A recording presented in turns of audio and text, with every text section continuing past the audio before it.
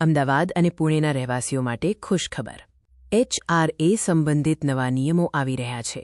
આવકવેરા અધિનિયમ 2025 હેઠળ 1 એપ્રિલથી HRA મુક્તિની મર્યાદા 40%થી વધારીને 50% કરવામાં આવી છે.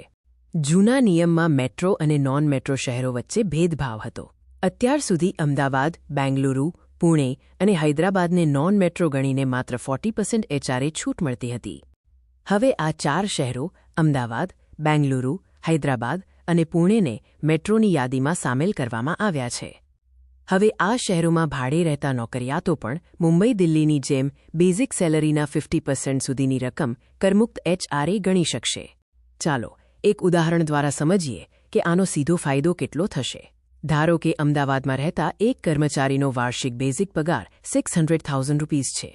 જૂના નિયમ મુજબ બેઝિક સેલેરીના 40% એટલે કે મહત્તમ ₹240,000 સુધીની છૂટ મળતી હતી.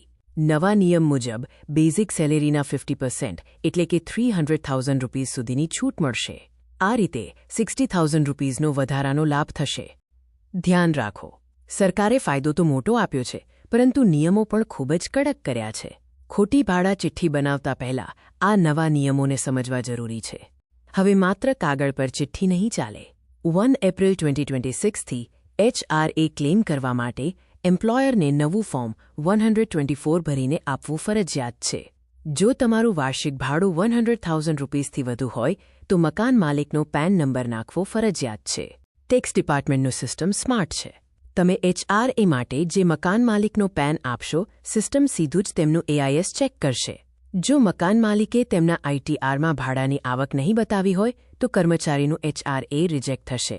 આ ઉપરાંત ટેક્સ અને વ્યાજ સાથે પેનલ્ટી લાગશે અને ફેક રિસીટ આપવા બદલ એમ્પ્લોયર પર પણ એક્શન લેવાઈ શકે છે. ઓલ્ડ વર્સિસ ન્યૂ રેજીમની શરતને સમજીએ. જો તમે નવી ટેક્સ સિસ્ટમ પસંદ કરશો તો તમને આ 50% HRA વધારાનો કોઈ લાભ મળશે નહીં. આ લાભ માત્ર જૂની ટેક્સ સિસ્ટમ પસંદ કરનાર કરદાતાઓને જ આપવામાં આવશે. આજથી જ આ તૈયારી એક્શન પ્લાન શરૂ કરો. ભાડા કરાર રિન્યૂ કરો અને નવું 11 મહિનાનું કાયદેસર રેન્ટ અગ્રીમેન્ટ તૈયાર કરાવી લો. જો ભાડું 1 લાખથી વધુ હોય તો મકાન માલિકનો પેન કલેક્ટ કરો. HRAનો 100% ક્લેમ પાસ કરાવવા માટે ભાડું હંમેશા બેંક ટ્રાન્સફર, નો કેશ દ્વારા ચૂકવો. HRA અને આવકવેરા 2025ના આવા જ સચોટ વિશ્લેષણ માટે અમારી સાથે જોડાયેલા રહો.